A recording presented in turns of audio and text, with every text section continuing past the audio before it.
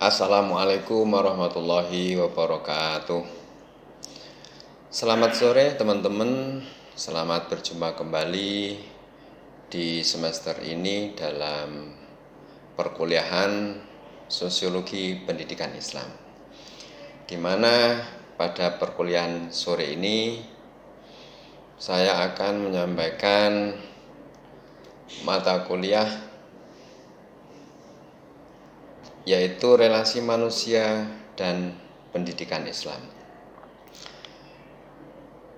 Baik, sebelum masuk pada materi perkuliahan, marilah bersama-sama pertemuan ini kita awali dengan bacaan basmalah.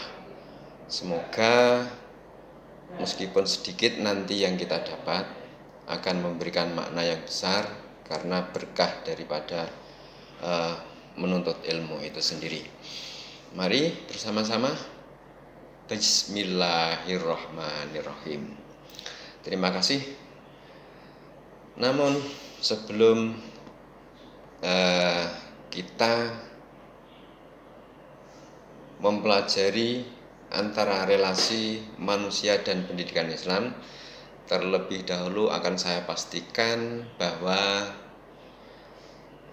teman-teman bisa mengikuti perkuliahan saya pada sore ini. Akan saya mulai, yaitu mencoba membahas relasi manusia dan pendidikan Islam, di mana menurut mata kuliah Sosiologi Pendidikan Islam, manusia ini terdiri atau manusia menurut Islam. Manusia menurut Islam. Terus yang kedua, unsur biologis. Manusia terdiri dari unsur biologis, psikologis, dan sosial dan sosiologis. Kemudian poin yang ketiga adalah relasi manusia dan pendidikan Islam. Nah, dari 3 poin pembahasan sore ini, apa yang dimaksud dalam mata kuliah sore kali ini? Baik, kalau begitu kita memasuki pembahasannya. Yang pertama, manusia menurut Islam. Dalam konteks manusia dilihat dari sudut pandang ajaran Islam, itu terdiri dari yang namanya bashar. Maka ada ukhuwah basyariah. Lah, bashar itu sendiri pengertiannya bagaimana? Bashar itu sendiri didefinisikan dengan deskripsi manusia dalam pengertian bashar adalah anak keturunan Adam yang memiliki fisik dengan sifat suka makan dan berjalan ke pasar. Nah, kenapa contohnya kok berjalan ke pasar, bukan bekerja atau yang lain-lain? Karena antara suka makan dengan ke pasar ini sangat terhubung, sangat terintegrasi. Karena makanan itu sebagian bahannya dapat kita peroleh dari pasar. Itu maksud manusia menurut Islam dari sisi bashar atau basyariah.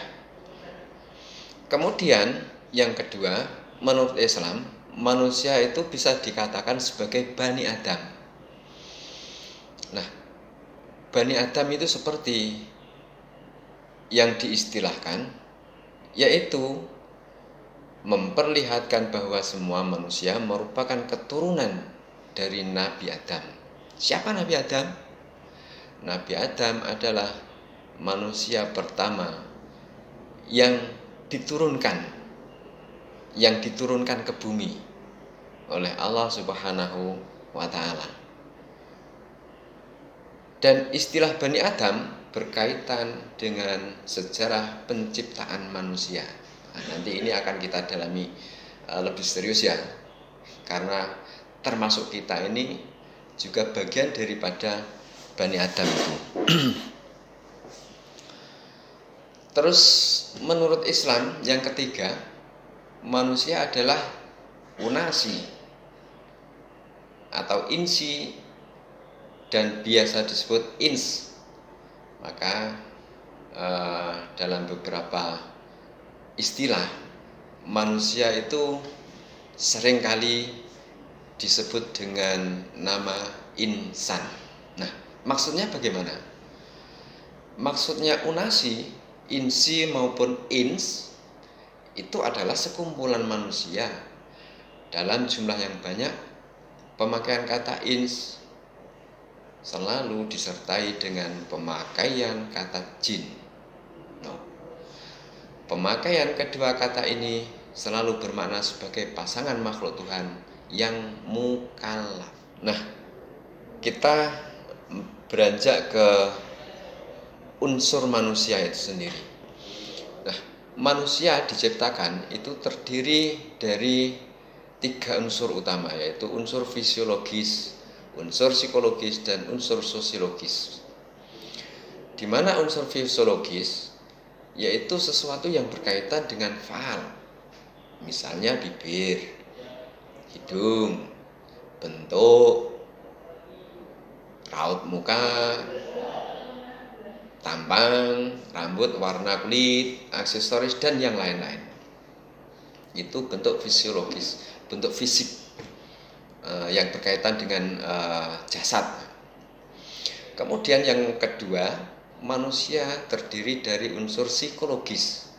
Psikologis ini mental atau jiwa. Selanjutnya, unsur manusia yang dari sisi sosiologis.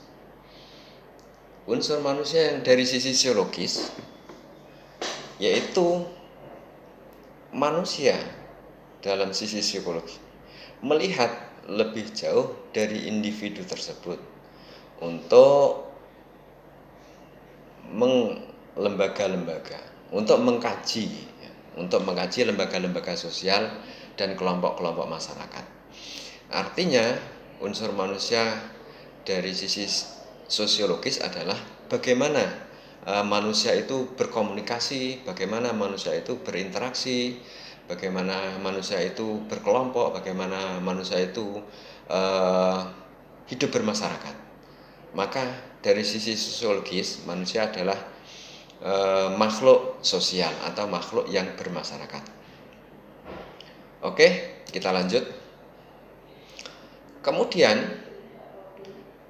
dari hal tersebut maka dapat ditarik sebuah pemahaman relasi antara manusia dan pendidikan Islam adalah manusia adalah makhluk yang memiliki 2 komponen, yaitu materi dan imateri. Kemudian fungsi penciptaan manusia di alam ini adalah sebagai khalifah dan abdun atau hamba.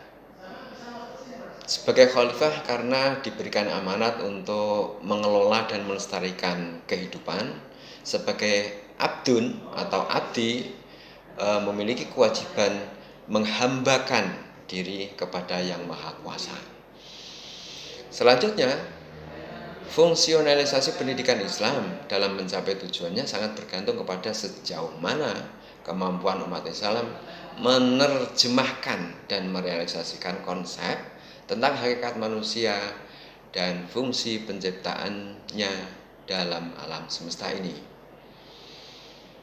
Yang berikutnya, hakikat manusia dan fungsi penciptaannya dalam alam semesta seharusnya sepenuhnya diakomodasikan dalam perumusan teori-teori pendidikan Islam melalui pendekatan kewahyuan, empirik, keilmuan, dan rasional filosofis. Gitu ya.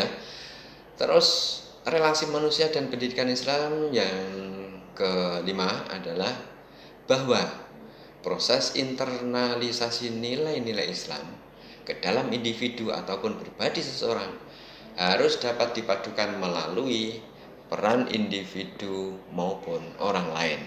Siapakah orang lain itu? Orang lain itu kita istilahkan sebagai guru. Nah, guru itu seperti apa? Kalau guru sebelum berangkat ke sekolah itu adalah orang tua kita, kakak-kakak kita, atau om tante kita, di mana semua itu akan berperan memberikan stimulus terhadap kita untuk konsep pendidikan. Saya akan memberikan tugas, yaitu untuk pertemuan besok kita akan jadikan kelompok untuk berdiskusi tentang materi selanjutnya, yaitu materi setelah ini. Nah, dari paparan tadi, di mana sisi moderasinya? Di mana posisi kita? Yaitu karena kita sebagai makhluk sosial itu sudah menjadi ejawantah atau perwujudan dari sikap moderasi. Karena apa? Kalau yang namanya makhluk sosial itu, dia akan siap berdampingan dengan siapapun tanpa melihat warna kulit, tanpa melihat ras, tanpa melihat ideologi, tanpa melihat jenjang pendidikan dan macam-macam. Semua kita samakan sebagai apa tadi? Basar, yaitu ukhuwah basariyah. Jadi kerukunan yang dilihat dari konsep kemanusiaannya. Begitu ya. Terima kasih. Bisa kita cukupkan pertemuan kali ini? Oke, kalau begitu maka pertemuan sore ini kita cukupkan dan kita tutup dengan bersama-sama membaca bacaan hamdalah. Mari. Alhamdulillahirabbil alamin. Sekian dan demikian teman-teman. Jika ada hal-hal yang belum terkupas pada sore ini, bisa direquestkan secara pribadi dan besok akan kita bahas lebih detail bersama-sama dengan yang lain. Terima kasih. Kita akhiri. Allahul muwaffiq ila aqwamit thoriq. Assalamualaikum warahmatullahi wabarakatuh.